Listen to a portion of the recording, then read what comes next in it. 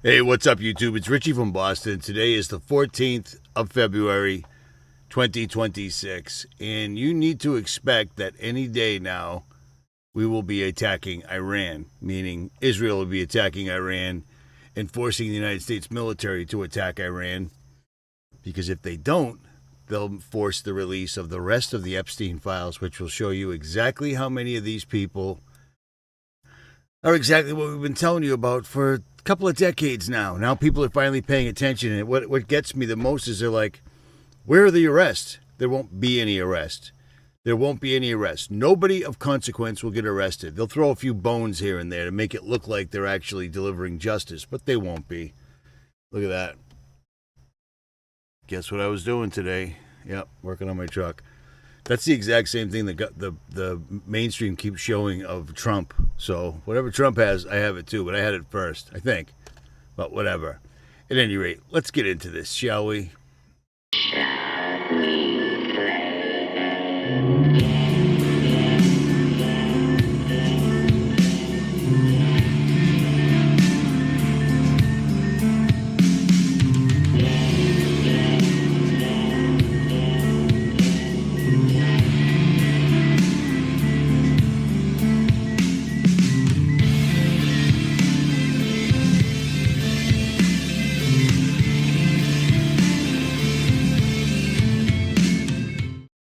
But before we get into this, let me remind you one more time to turn your IRA or 401k, all the money, ones and zeros you have in the bank, into actual gold and silver. You're not buying gold. You're exchanging your useless ones and zeros in the bank that they're not going to give to you anyways for actual gold and silver. And this year they're doing, or for the 250th anniversary, they're doing a huge additional silver giveaway, up to 20 or 30,000, I believe. So you might want to get on this while you still can, because they're going to take your retirement, period. It's always been the plan. And Whitney Webb is going to explain it in so many more words than I have, but you'll understand that this is not just smoke and mirrors. Get your money out of the bank, have them send the gold to your house. Here we go. I think it's quite clear that the way to force onboarding of the CBDC or this type of digital currency system is going to be some sort of crisis, some sort of event. I think the immigration crises, any sort of refugee situation, that's going to be used to push for digital IDs. I think it's just a very easy excuse for them, a way for them to quickly manufacture consent. Because, all these people, we don't know who they are. They could be criminals. They could be anybody. We have to know who everybody is. And it's going to be sold as a way to provide security to the insecurity created by the migrant crisis. So I think there's been growing awareness for some time that there's a lot of bipartisan consensus about most of the policies of the US government, like endless war, for example. And some people refer to it as the uniparty. But people also forget that too. And so what a lot of people call this the two-party model, people refer to it sometimes as the left-right paradigm. But I think not a lot of people truly understand how that paradigm works. If you think about it as the left hand and right hand of the establishment, you'll have one of those hands create a problem intentionally. And then the opposing hand comes in and offers the solution. But the solution was always what the establishment wanted, but it's sold as a solution to a problem created by the other side. So it creates the illusion that the opposing force solved a problem, but in reality, the problem was manufactured by one hand of the system, and then the solution was offered by the other hand. The man that claims to have created CBDCs is a man from Barbados named 𝗙𝗲𝗍𝗂. He created one of the first, arguably the first CBDC project in the Caribbean, and then went on to have a key role in creating the Nigerian CBDC, the 𝗙𝗍𝗍. So the way the CBDC in Nigeria was set up is that in order to access the CBDC, you have to have a national identification number, which is the Nigerian digital ID project. So you have to have a digital ID in order to be able to access the Nigerian CBDC. And the way they tried to get people to onboard to the CBD system was by essentially cutting off the vast majority of the cash in circulation in Nigeria. So you heard what Whitney said in so many words. They're going to just keep crushing it till there's no more cash. Cash is too inconvenient. Cash isn't safe. And people aren't going to buy it. Not everybody. So what they're going to do, like I've been telling you for a couple of years now, is they're going to do an event. Something to do with migrants, where they need to have you on a digital ID, or you can't access anything, whatever. This video is going to be too long. I need a few points. I got to get a few points across real quick. And I'll leave the rest of that interview with her at the end of the video if you want to watch it. But they're going to force, well, she explains it. She explains it in the entire video. They're already hacking banks, Russian hackers, even though they're working with the Russians to do the digital ID in one world currency. You see what I'm saying? I don't like how she always talks about bipartisan and left hand and right hand. There is no politics. It's a gang that's taken over quite a long time ago. I think probably before I was even born, but I guess if I had to give it a starting point, I'd say the day they blew Kennedy's head off in front of everybody for the entire world to see was probably the starting point. But this has been on my mind. I don't know if I'm right or if I'm wrong, but look at this. Remember the lighting ceremony at the Winter Olympics?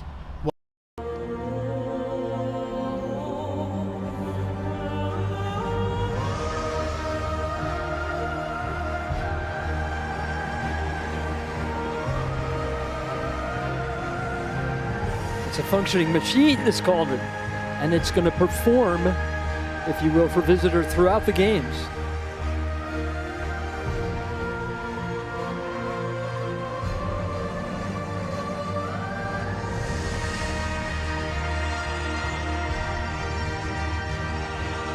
The two cauldrons lighting up the sky.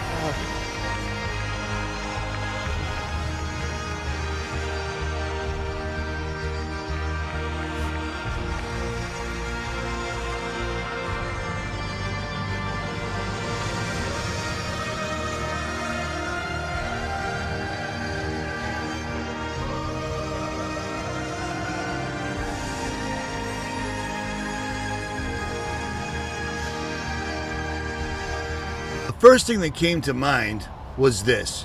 Do you remember the old days? The eyes are the window to the soul. And that's a fact. That one statement, the eyes are the windows to the soul, is bigger than we even understand, because we've been dumbed down so badly. It's sad. But the first thing that came to mind when I saw that was this. So this is our beautiful new flagship in West Hollywood. It's stepping into the future. This is the orb. It looks very cool, but it's basically just a fancy camera that's able to look at you and tell whether you're a real human or not. You heard that right. In a world of deepfakes and online bots snagging the best deals, this shiny chromed white ball or camera could help prove that you're a human. That's the concept behind World, an open infrastructure co-founded by Sam Altman. As soon as you see the actor playing the CEO of OpenAI, wanting to literally he wants to pay you to put your eye on this ball that's going to suck the humanity out of you so that you can prove you're a real person. The only reason you have to prove you're a real person is because people like this even exist. Do you see what I'm saying? Some people like to call them the supposed powers that be. I'll tell you a secret. I've been around a long time. They're the powers that be. No one's ever going to get arrested off the Epstein list. They've been doing this for time immemorial. And I got something that popped into my head and I can't get rid of it whatsoever at all. Things like this just come to me. I don't make videos unless something actually strikes a chord with me. I don't sit here and read to you articles, what Fox News or what MSN thinks. I've gone out of my way to avoid trying to get views. Certain channels aren't allowed to get views. Myself, Call for an Uprising, Face Like the Sun, any other channel that got their main YouTube channel back, or their backups in my case, you're allowed to be on there because they're data farming, but you'll never see viral numbers ever. The only channels that are allowed to get any types of views aren't telling you anything of any consequence. They're repeating things. They're showing you things off of TikTok. They're reading articles to you, things of that nature. I've specifically not spoken about the Epstein list or Charlie Kirk. But this just came to me today. Just came to me, and I will do a larger video on it when I'm not at a rest stop. Charlie Kirk, Turning Point, is taking the place of the Epstein Island activities. Epstein's not dead. Epstein's wherever Epstein's at. We've already got aerial footage of him from his ranch in New Mexico that no one ever actually usually talks about because that would involve research, but I'll digress. But Turning Point is the perfect machine to keep the adrenochrome coming, because these people rely on it. They need the adrenochrome from children. I've told you this before with Aleister Crowley, 5 years and younger. 5-year-old boy is preferable. They use them in their magical occult rituals that are very well working. If you're my age and you're looking around, you can see that everyone's got a spell on them, and it cannot be broken. You can give them all sorts of information and they just can't see it. They don't want to see it because a spell's been cast, because that's what a show is. That's what Hollywood is. I told you this almost 20 years ago. I'll say it again. Hollywood, the stick from the holly tree, used to be used to make magic wands in ancient druid ceremonies, and it still stands to this day. Broadcasting. They're broadly casting a spell to you. Do you see what I'm saying? And there's a reason that the entire coven is in Hollywood and then spreads outward. But all of these people are down with this because these people don't want to die, because they're going to have to face judgment. You think you know the Bible? Well, they know the Bible a lot better than we do, and they're doing everything they can to get around judgment. And here's one I got for you real quick. I don't mean to say this, but I've met a lot of people over the last 6-7 months, and they're really solid people. They got a solid plan. They're good to go. They're awake on so many topics, but they're still engaging in fornication out of marriage. I've been straight. I've been celibate for like 8 years now, because I'm not trying to have a family and I'm not trying to spread my seed. So all I'm doing is fornicating for the sake of fornication. And then people that are Christians, that have got their stuff squared away, are drinking. You can drink wine, man. Jesus drank wine. Jesus turned water into wine. But drinking spirits, vodka, tequila, things of that nature, that's not the path. It's called spirits for a reason, because if you drink enough of it, it makes you into somebody that you're not normally. Spirits, it's there for a reason. It's all in the Word. The eye is the window to the soul. At any rate, Turning Point is the new Epstein Island. I'm telling you. I'm absolutely telling you. And it's not just based on a hunch. It all goes right back to Jessica Kirk. Is that her name? Erica Kirk, whatever it is. Whatever the name of that character is. She's got ties to the military. The military has ties to Epstein. It's been here before we were here. People are just starting to see it now. We've been talking about this before people even knew about the Epstein files. And we were talking about how these people literally traffic human beings, specifically children. You know what I'm saying? It's crazy. I got a lot on my mind. It's been a long time since I made a video because my channel got hit, so I wasn't allowed. But here I am again. So let's get into the next one. I will expand on Turning Point.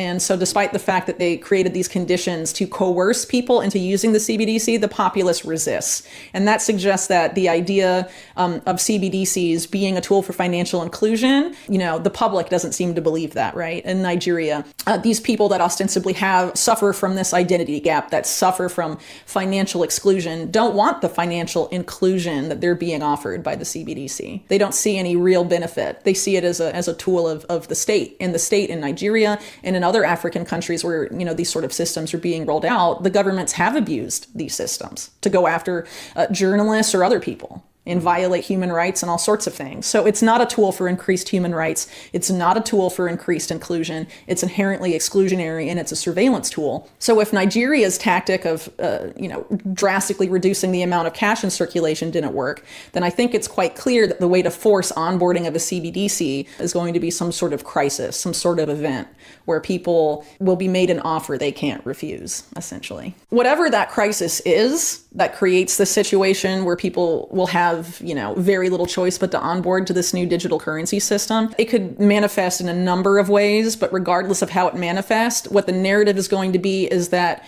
privacy is dangerous, anonymity is dangerous, specifically financial privacy is dangerous. Those are going to be the narratives that come out of this event, and that's going to be a way to force onboarding both onto digital currency that can be tracked to stop terror financing or things of that nature. And also we have to know who everybody online is, or we have to know who everybody is interacting with these systems. We need digital ID. It's very much tied up with efforts to regulate the internet. The effort to regulate the internet, specifically in the United States, has been going on for years. Under the Obama administration, they called it the driver's license for the internet. The idea is to have a government-issued ID be necessary for you to access the internet. And in doing so, they know not just what you're posting and saying online, they know what information you're reading online as well. But the difference is, once it's directly connected to a government-issued ID, they could prosecute you for things like publishing misinformation and all of that. And there's actually been pushes from people like former Google CEO Eric Schmidt to punish people who publish alleged disinformation, and that it's necessary to have IDs connected to social media accounts and to people's internet access as a means of facilitating those kinds of arrests or, law enforcement activity. Well, there's a couple of reasons why I think they'd want to have private banks have like a major role in this digital currency system to come. If there's a private sector entity banking you and managing your money, it's much easier for them to bank you than the federal government. So for example, if the Federal Reserve were to do a direct issue CBDC, it would be harder for them to freeze someone's bank account or debank them in any sort of significant way, as opposed to a private company where you have, for example, precedents where JP Morgan Chase, for example, debanked Dr. 𝗦𝗵𝗿𝗆 and some of his executives and didn't give any reason as to why. They just said, we can no longer provide you with financial services. No questions asked. That would be very hard to do in the case of a direct issued CBDC. This is something similar to the argument that's been made for social media companies censoring. They say, oh, but they're private companies, so they can restrict speech however they want. But we know now that their restrictions on private speech have been a result of public sector pressure. So again, people need to keep in mind that this is a public-private partnership. That's the prevailing model in the United States. The digital dollar in the United States is also going to be a public-private model. You'll have the Fed, the central bank, working with the private banks that own the Fed in the United States. And that will be the partnership between them will be the system. It's not going to be all public. It's not going to be all private. It is a partnership. If you're using these existing dollar-pegged stablecoins, those are already here. They're already on blockchains. And a lot of those phases that would take the Fed a few years have already been accomplished if you choose to use those. And if you regulate them so that they have to keep their reserves at the Fed, then you're able to sort of have the same kind of system, but you don't have to go through the process of creating a direct issued CBDC. China, for example, they already have their CBDC. So the US is behind. So to remain competitive, they say, and have a first mover advantage, we should go with the digital dollars that are already here. So that's dollar-pegged stablecoins. The banks that are involved in this new system, it's very unlikely it's going to be the existing banks we have in the US right now. And that's because just like in 2008 and more recently with the Silicon Valley banking crisis, every time there's a major financial crisis, there seems to be a major bank consolidation wave.